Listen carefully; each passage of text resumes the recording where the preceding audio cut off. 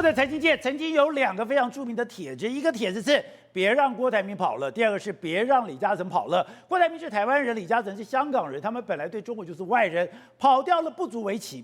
但现在中国有一个家族要离开，在中国引起了这个所谓的天翻地覆，也就是非常大的一个震荡。这个什么被称为是红色资本家的荣毅仁家族。我们知道荣毅仁家族是当时国府来台的时候，跟着很多财团来了，他们是一直坚持留在中国。他们经过了3反5反，他们经过了大跃进，他们经过了文革，他们经过很多惨淡的岁月，但他们都跟共产党一路的走过来。甚至在中国改革开放的时候，他们也扮演非常重要的角色。所以上海荣家等于是整个中国的第一富豪，也在中国代表他们是跟洛克菲勒家族等同的地位。但没有想到，连荣家现在都要打包，连荣家现在都要移民到了加拿大。这个对中国来讲，当然是一个天大地大的事情。所以就有人讲说，荣氏家族移民海外，但它不只是家族命运的转折，也是中国社会变迁的一个标志性的事件。所以石头。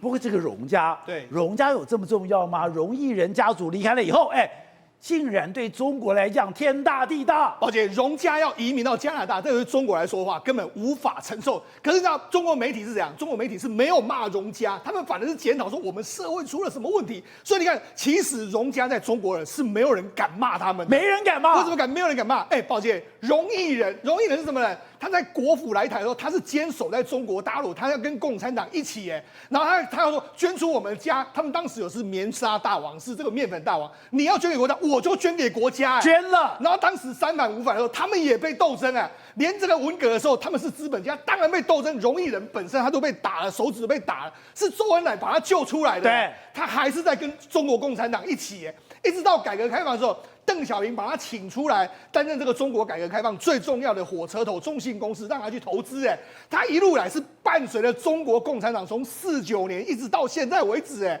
所以没有人敢对他们怎么样。他后来担任什么政协副主席，还担任国家副主席。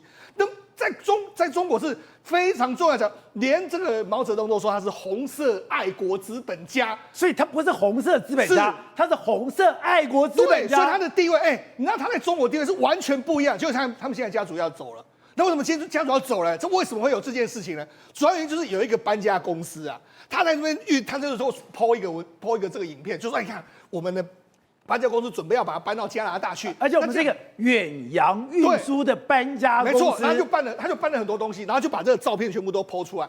可是问题是，明眼人一看就知道，这栋宅子不一样你看，他在上海的闹区里面，那个宅子那么大，对，那房间那么大，然后人家明眼人一看到这个就是古董，这都是什么楠木或是好的木头做的东西，这不是一般人的家族大家都看到这到底是谁就很多眼尖人就说，这个不对这是荣毅仁他们家族的房子所以人家就说荣家是不是真的要跑了？所以我每一个屏风，我每一个柜子都是有历史的，而且那个一看就知道都是非常贵重，不是楠木就是什么一大堆的贵重木头块木做的东西。就人家说，怎么会有这种家？这个到底是谁的家？当然就想就是荣氏家族嘛。但结果后来中国很多人媒体就开始报道，没有错啦。其实荣氏家族原本就打算了把这个家具清，我们就要跑了，就没想到居然他抛出这个照片出来。他说荣氏家族本来想静悄悄的润走，静悄悄的让跑掉，没有想到负责运输的家具公司呢，远洋运输为了炫耀自己的业绩，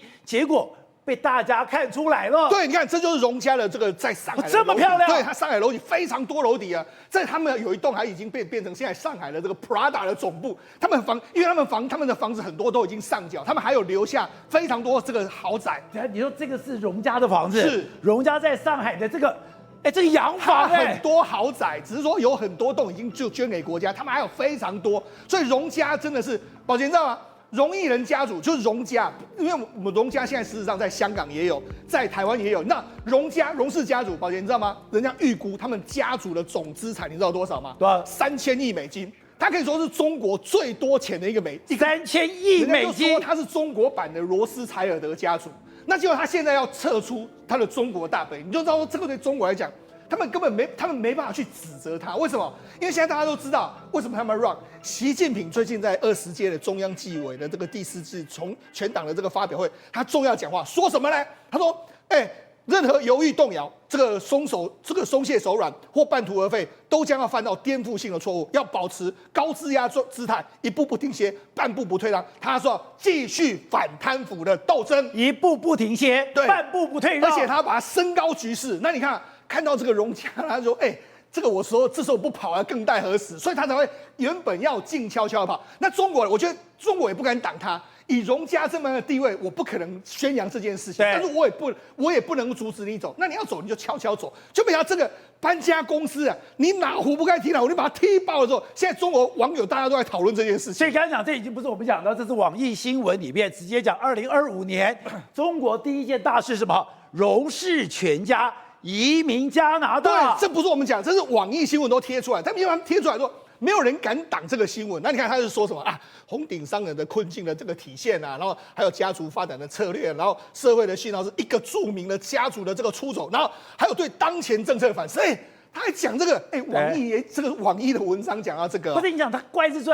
他已经陪着中国走过最惨淡的岁月了，没错。刚刚讲的三反五反大跃进，这包括了文革，而且他们还被打手指头被打断掉。对，我连仗我都撑过来了，而且我还陪着邓小平一路的走过改革开放。对，就没有想到。我居然在这个时刻，对，居然待不下去了。所以呢，中国民众是非常注意这件事情。你看，这个是另外一个大 V， 他说什么？一个著名家族的出走，可能释出强烈的讯号，影响其他企业家还有资本的信心，甚至引发更大规模的资本外逃，还有人才流失哦。所有迹象都清楚的表明，狂风暴雨来了。狂风暴雨。对，然后就说，荣氏家族的一面海外，不只是家族命运的转折点，也是中国社会变迁的标志性事件。的确，荣氏家族在中国大陆其实是完全不一样的这个地位。而且我听你讲这种，刚才讲导播看来，他那个上海的这个洋房美轮美奂，那个你要现在盖都盖不出来哦。没错。而且你刚刚里面那个瓷砖里面那个摆饰，对，你没有那种千年的这种家世，对，你怎么可能有这样的一个品味？那我刚才讲到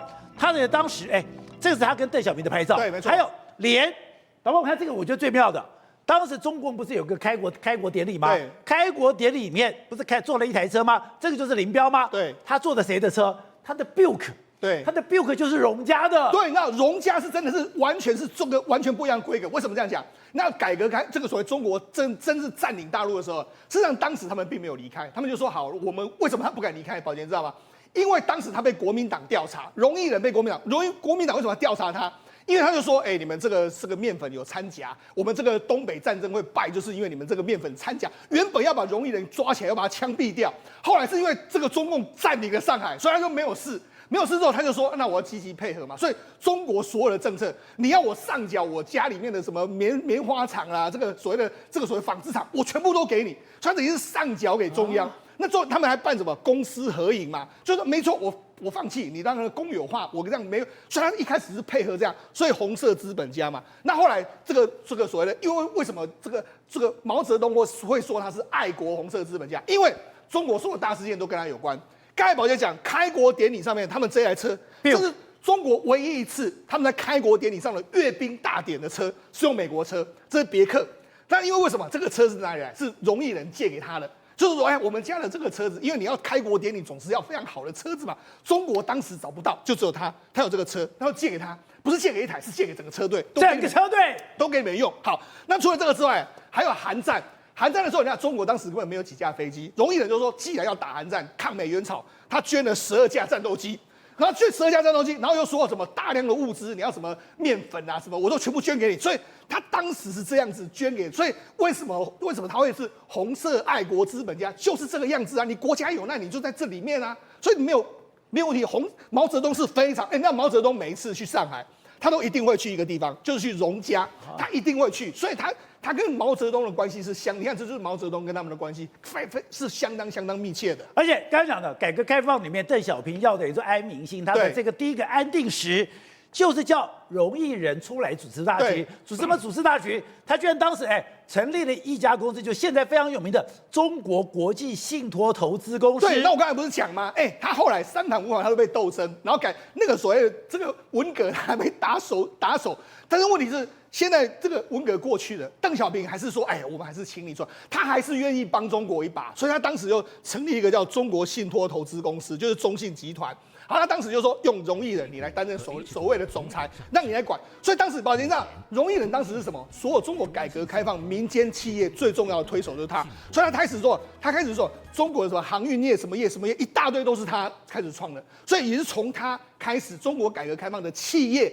才开始这个开枝散叶，甚至最早去香港，让他后来用这个中信去香港买了，包括说像这个港龙航空、国泰航空，还买了香港电信，都是他买的。对，就是他一开始去这个深入香港，所以其实他对中国改革开放是完全，你要说他是第一功劳，其实也没有人能够真的比得上荣毅仁的。而且他们家的这个财务有多少？有一个也就是说有一个直播主，对，他不知道弄来什么，随便的一个小小，你看啊，这个中小小的邮票哦，是。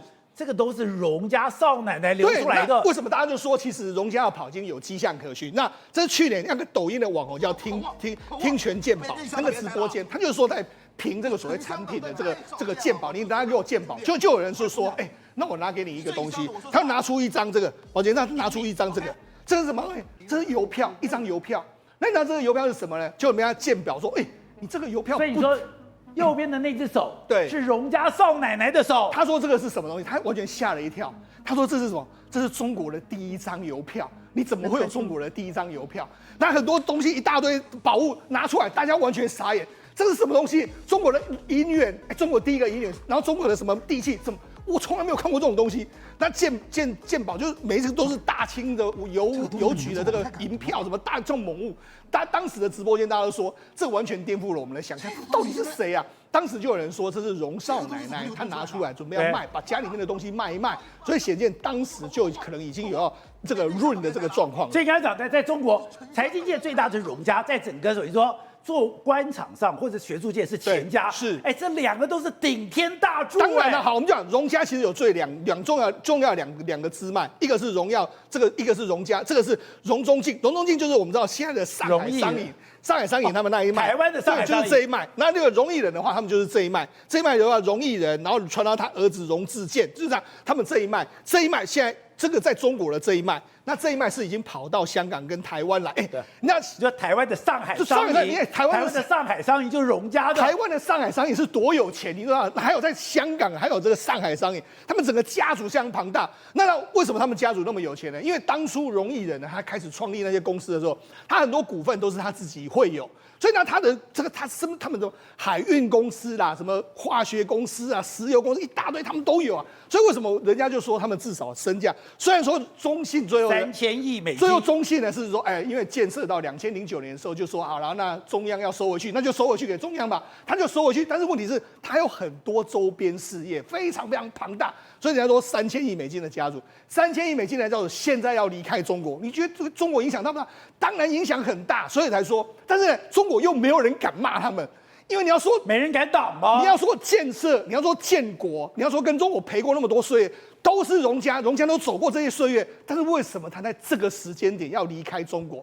连这个国民党要这个中国共产党占领上海，他都没有离开，结果他在这个时候要离开，所以显见中国当然对他们来讲是非常非常大的这个压力出现。好，各位，我本来对荣家到底有多少钱没感觉，等会我们看画面，那个在上海的静安区。现在是 Prada 的一个总部，那不用讲，他们家自己住的豪宅，所以荣家真的是在中国已经是盘根错节、根深蒂固。他陪着中国，刚刚讲从中国建政，然后中国一路的三反五反、大炼钢，包括大跃进，到了文革。这样的一个家族竟然现在要离开了。是啊，如果说真正的太子党，这个荣家才真的叫做太子党。他们太子党，什么叫太子党呢？荣毅仁因为担任过中国国家副主席哦，他的小孩这些子辈们基本上对中国共产党的话是有恩的哦。而且那时候荣毅仁才发现到，原来你在1985年的时候就加入了中国共产党。那接下来呢，配合着这个邓小平的改革开放政策，所以整个家族来讲的话，对中国的经济发展是有贡献的。但问题在哪里，知道吗？因为荣家来讲的话，本来在这个满清末年的时候，他们做了一件事情，他们真的是爱国商人。为什么讲是爱国商人？因为当时他们的这个创办者呢，就发现到为什么他叫面粉大厂跟纺纱大厂，因为他看到在香港怎么会外国在进口面粉到中国去，中国是个农业立国的，为什么自己没有自己的面粉业呢？所以他于是自己创办了这个面粉业。创办了这个面粉业之后，你知道到了这个1949年，不是中国共产党这个中华人民共和国成立之后呢，原本是要对他这个农家出手的哦，结果什么意思呢？结果因为搞了一个所谓的韩战出现了，韩战出现之后，结果呢，毛泽东想说，哎。我这个打仗的时候需要面粉啊，需要这个要粮，要飞机，要穿衣服啊，要飞机啊，所以什么就改让农家能够去经营这样的东西，所以其实它跟红色资本是挂在一起的。所以我要打仗，我当然要钱粮，打仗出来钱粮，我要食衣住行。所以食衣住行，你荣家帮我搞定，是荣家帮中国共产党搞定了这个抗美援朝的那个后勤补给的这一块啊。那搞了这个之后呢，其实周恩来、毛泽东都很感谢荣家，所以当然就是什么，大家在斗争的时候，这个荣家没有被斗争的，而且荣家之后在邓小平的改革开放政策当中又扮演更重要的角色。他到了香港这个所谓的中信集团有没有？因为到香港有4大集团了、当然叶剑英他们国业集团、叶选基他们到对，还有这个中信都荣家过去的，所以基本上什么意思呢？就是说靠着香港，然后对外的这个联系，然后再进入到包含在上海这边的联系，让整个中国有钱起来。所以现在来讲的话，发现到一件事情，怎么习近平上台之后，一直到现在，他要逃了，他跑到这个加拿大去嘞？你说荣家完全待不下去。如果刚才讲说，你为什么刚刚讲？因为荣家其实就是跟整个的这个红二代关系非常清楚，包括吴小辉啦，包括陈毅的儿子陈小鲁啦，包括什么？刚刚讲到的，你的李鹏的家族啦，王震的家族啦，江泽民的家族啦，都跟他们有盘根错节、根深蒂固的关系。那如果你现在要去斗这些家族，你最后不就是要斗到荣家了？是啊，我们说外资如果说进入到中国逃离，那个我们没话说，为什么呢？因为本来来讲的话，它就属于外资。如果香港港资来讲的话，当然也是在商言商，它可能对中国共产党有恶心。但是这种红色资本在中国扎扎实实的本地的，结果你也要跑掉的话，而且会跑到加拿大，你看他们家族也是很低调哦，但是被搬家公司就讲出来之后才这样，原来你荣家也要搬走了。那所以这个事情大条的原因在哪里呢？是如果连荣家这种红色资本都挺不住，都认为说习近平主政之下，一会要放，一会要收，一会要放，一会要收的情况之下，接下来他们荣家怎么样，非逃不可啊！就是为什么说现在大家觉得说，那本土资产都这么如此的话，那这些其他的小企业看到了不会跑吗？所以现在整个中国的状况就是这样子。好，所以吴总刚才讲，习近平现在没有要收手。他现在整个中国觉得非常低迷的一个状态，觉得对未来非常的不抱期望。就习近平怎么讲？他居然讲说，现在我没有要松手，我继续要打贪，我任何的犹豫动摇、松懈手软、半途而废，都将犯颠覆性的错误。我要保持高压态势，一步不停歇，半步不退让。还要继续的打下去。对，我今天看到南华早报登这篇文章，我看很惊讶。因为很简单一个道理，就是说，你打贪已经打了10几年了，这是第3届了，2届10年，现在第3届了，对不对？所以打了快要12、13年的贪了。然后你现在当时在刚开始10年前打贪的那一批人，对，大概从全部下马的官员呢，听说高达100万人，有100万人离开岗位哦。那就换言之，一批新的全部上来了，10几年上来，光是年轻的就会变中年的嘛。所以换言之讲，现在在掌控这个政府的重要的官员，都是你打贪以后所产生的官员。对，为什么你还要打贪呢？所以这个东西很奇怪的事情、你的人呢，就像在军中一样，你不是提拔苗华了吗？怎么苗华也贪？是啊，所以就是很简单，表示这个东西它没有根本治疗嘛，对不对？这个是野火烧不尽，春风吹又生啊。那所以它这个问题是什么问题呢？它是结构性问题。那你结构性问题就不是靠你领导人的意志力可以改善的嘛，就不可能了嘛。所以应该讲说，对他习近平靠着打贪而上位这件事情。在这一个阶段来讲的话，有全世界的有识之士，或是懂中国的科学人来看他的话，他已经是一个失败的打贪的一个领导者。因为他这个打贪已经说没有任何能量了，也得不到支持了。对，没有了嘛。而且这个目前的情况来讲，现在这个情况，今天他的打贪是为了什么？已经不是为了要改善、要改革了嘛。今天的打贪是为了斗争嘛，他很明确的，现在的打贪是第3届的打贪啊，那是为了保持他的权力的斗争，并不是为了要把共产党又有革新的这种作为，没有这个没有的作为。你看军方已经腐败到这种程度，对，然后到了各地的官员，包括到了2线跟3线城市，连薪水都发不出来。现在年轻人失业率到什么程度，你知道吧？到了不敢报道。政府本来以前不是每年要报道个年轻人失业率吗？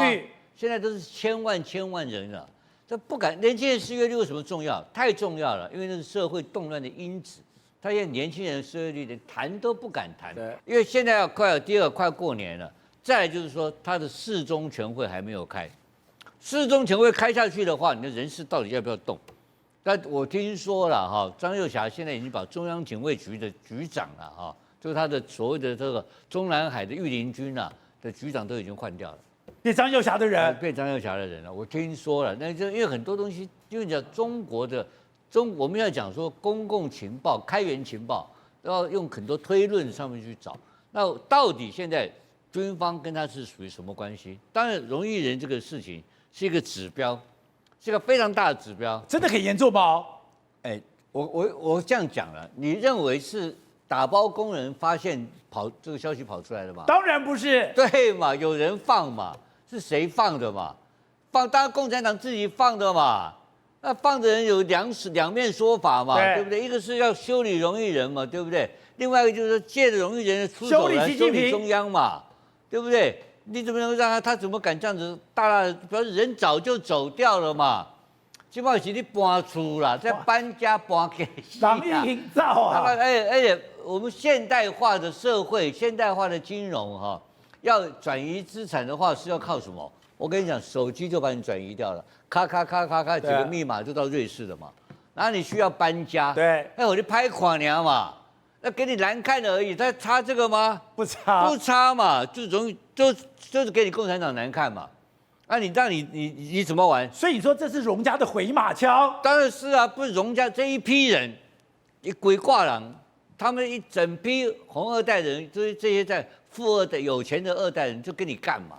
所以这个是个指标，这个指标你不要忘记啊，你去查他的资料，他是公元2000年的时候，富比士计算的哦，不是别人算的哦，中国第一首富，2000年。中国第一首富大哥那不是台湾首富，那些郭台铭、林百里，他是中国第一首富，那个财产多少钱我们不知道。我跟你讲，那都是估不出来的财产，估不出来。所以刚刚我们施中兄讲说3000亿美金，吓死人了！3000亿美金是世界第一首富，你知不知道？那你看马斯克不是3000亿美金而已啊，对不对？所以这个恐怖了。而且中国改革开放将近40年时间有20年时间都在贪污嘛。所以他们的国家为什么搞到现在为止，所有的社会的福利做不起来？国家为什么搞得没有钱？钱去哪里了？被贪了，贪掉大部分，就是他阶级的分配不平均，而造成了今天的窘境嘛。所以这个时候，习近平我认为在做这个，在跟中纪委大会上宣布要更加大力度打贪我觉得这个是属于出口转内销的动作他是宣示动作而已他做不到的啦。对，他做不到，因为这个现在很简单嘛，马上美国压力来了嘛，你有什么能量去面对美国压力？对，所以中美的斗争立刻要开始了。那这个川普只要跟我说我跟他的关系是好朋友的人，那个人都倒霉。川普只要强调这个人跟我好朋友，对，他说金正恩跟他也好朋友啊，普丁也好朋友啊，哪一个不倒霉？都被川普修理。所以后面的灾难呢，在川普上台以后更危险。好，对，不是。现在没想到中国第一家族荣毅人家族居然要离开了。你们跑财经知道说，那对中国来讲是天大地大的事情。除了他们现在讲说，他们现在荣家第3代有可能被对付在，最可怕的是，中国的经济根本已经没救了，中国的经济只会江河日下。对，荣家的撤离代表中国的民营企业家完全没有机会了，没有希望了，没希望了。因为当年邓小平、吴郭燕把荣毅人请出来，就是希望打造一个对外对全世界信任说。中国改革开放是真的，所以是请他来借外资发展出中国经济。50年来的路是这样走出来的。荣家厉害到外国人会相信他。对，到现在台湾还有他的资产呢。上海储蓄银行是他的，台湾228事变之后的沈主席是荣家的妹夫啊。它其实到全世界还是，所以毛泽东说龙家是中国唯一可以说的是财团的人。他们家还当过台湾省主席，台湾省主席魏道明就是他妹夫。魏道明到现在，上海储蓄银行还是魏家，还是龙家的。还有在台湾，你可以看到中国旅行社也是魏家的。中国旅行社是他家的，所以季星吉是怎么评价？所以在那个什么泰鲁阁那个精英宾馆那个地主是他们家的。对啊，当然是他们家。龙家被毛泽东说，中国的所有的人能够说财团的，只有龙氏一家才是财团。在民国的时候，一半的中国是吃他的、穿他的。可是，在文革的时候，他被打断手指，一只眼睛瞎了，还去罚去扫厕所，就是这只手在扫厕所，把马桶刷得很亮，是非常惨的。不是，你是中国第一首富，手指头被打断。还去扫厕所，眼睛还被打瞎了，还是瞎了一只眼啊！所以他在文革的时候非常的惨。蒋经国在上海打老虎的时候抓的就是龙家的，是蒋经国日记还跑到无锡，当初无锡龙家是从无锡发家的，一半的无锡是龙家的，这记录在蒋经国的日记里面哦。无锡有一半是他们家的田。蒋经国当初在上海打老虎、打贪的时候。打草费的时候，就是跑到无锡去考察，所以他见识过龙家到底有多富。所以后来中国建国之后，他是当上海副市长、中国政协副主席，后来又被文革打到去扫厕所铲煤，把厕所扫得非常的亮，还自己买盐酸去扫厕所，扫得很亮。可是中国改革开放，邓小平再出来，陈云再出来的时候，是举办了一个五老吃火锅，叫五老火锅宴。这其实改变了中国的经济发展。为什么要改变这个经济发展？是他请出5个大佬，最重要是要请龙毅人成立中国国际信托公司，要让世界相信他改革开放是真的，要借世界的力量。因为龙家在海外还有非常多的资产，所以为什么叫中国国际信托公司？为什么前面要加2个字？国际。这是邓小平坑他了，中国不会给你钱，你要去国际借钱。钱是这样借来的。成立中信集团，我给你招牌，所有的钱你要自己搞定。中信集团前面要加2个字，叫国际，钱不可以从中国募。所以第一笔钱是跑到日本野村借了100亿日币，去拯救一家上海仪征化工。从此这个发展模式叫仪征模式。借外资的钱来发展中信，所以才打造出中国今天的4大财阀之一的中信泰富集团。中国现在整个经济就是4大财阀：保利、华润、招商局，再来就是中信泰富集团。所以他走了，代表什么？中国民营企业家还有希望吗？外资还能相信中国？因为请他出来是要招募外资，是让世界相信改革开放是真的，是邓小平、陈云这么想的，所以他走。这是很严重的一件事情你不讲我都不知道那么严重。而且我们看到现在中国，你说我已经念到清华的这个硕士哦，我干嘛？我当清洁工。我已经念到那个所谓的金融这个财经的这个高那个金融硕士哦，我干嘛？送外卖的，他全部都是然后另外讲说，现在这种以前不是投行吗？投行都一掷千金，他说现在投行早都挂掉了。所以龙家代表是什么？中国的投资啊，中国的信赖啊。他做中信泰富是投资银行，做租赁的啊。中国地产业跟金融业现在就是最惨的，就是金融跟地产啊。你看失业人潮，建筑业至少5年少1000万的就业机会，金融业500。现在中国倒了最多的是什么？已经开始在倒银行跟投行。所以你不讲我没看，中国这过去的5年，金融业少了580万人。住宅建筑业过去5年少了1000万人，先倒建筑业，建筑业的烂账会倒到谁？倒到银行嘛。所以中国现在倒了上千家的中小型的银行，全面在倒。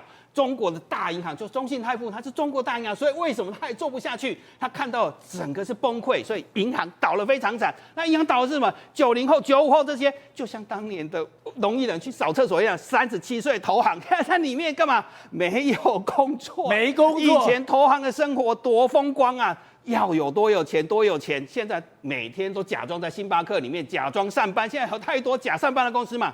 投行的工作就变成这样，因为整个投资什么都完全不见了，所以整个龙家撤离，看到就整个大环境的反应，中国的民营经济还有希望啊？没有希望，你不可能再成为龙氏家族、红色资本家了，对，都没有了，大家应该赶快走。所以投行在裁员，金融业状况，整个都是活人跟死的是一模一样的。更惨的是，你可以看到数字就可以看出来，整个外汇存底你经济越差，你外汇存底，所以少了2兆。华尔街日报现在吓死了，这代表什么？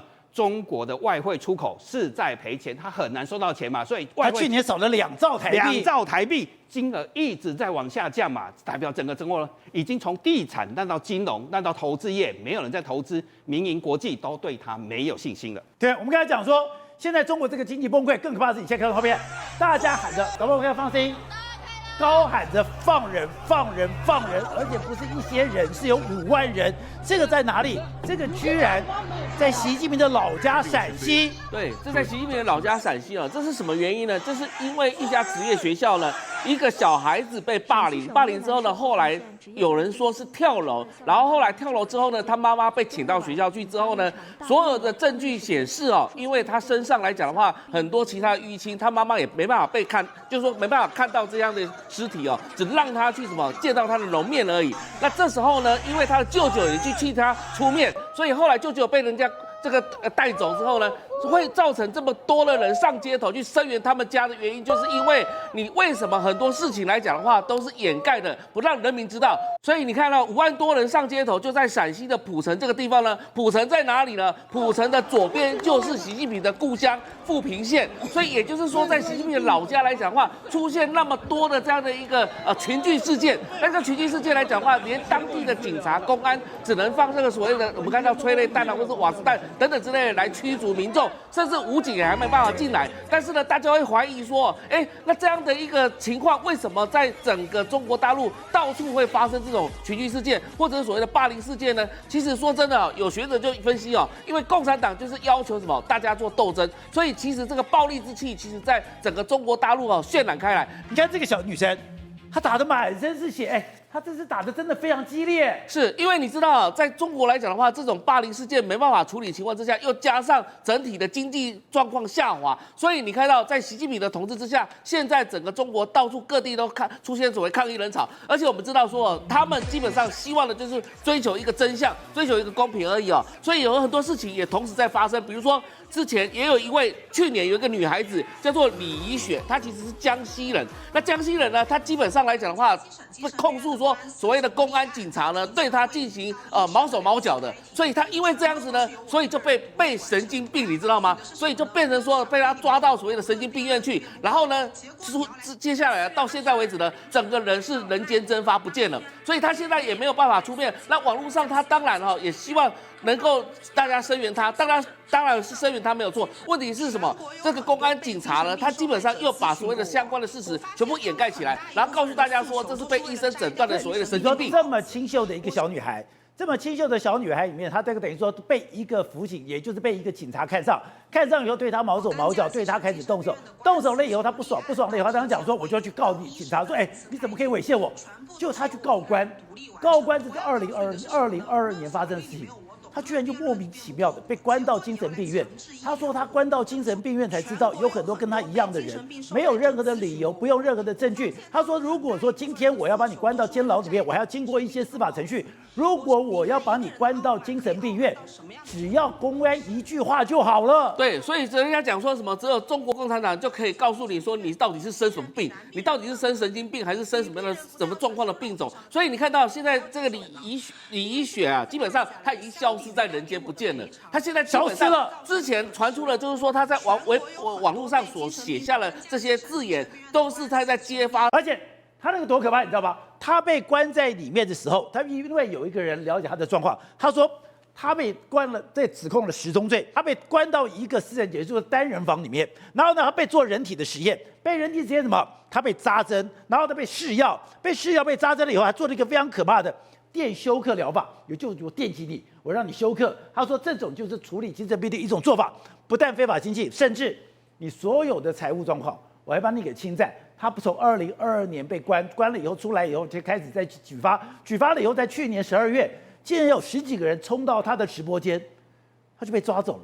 抓走之后，他就人间蒸发了。对，你看这一号人物，他是20岁，他是江西财经大学的，基本上他也是有什么这个高等教育的，而且是是有知识的。结果你看到他其实列入出了很多这些警察、公安的名单，哪些人对他进行这个粗暴的性骚也好，或是对他质问也好，甚至于抓捕他之后呢，然后做了什么事情，其实他都有罗列出来。但是这一号人物就是因为在这样子公开之后呢，就被警察抓走之后，到现在为止下落不明，人也不知道跑去哪里了。好，那在中国这个东西不能被举报，它被盖到这个所谓的黑暗的世界里面。可在台湾当然可以讲，谁把它搞的呢？这个叫做什么？丁公路派出所的辅警赖贞吉，南昌市西湖区司法局的副局长赖神祥，南昌市公安局新建分局石冈派出所的员警赖鹏亮，南昌公安处陈警支队长的赖国平，南昌应急管理局的3级研调员赖宏彪，这么多的大男人欺负一个小女孩，居然这个小女孩求告我们，现在人间蒸发。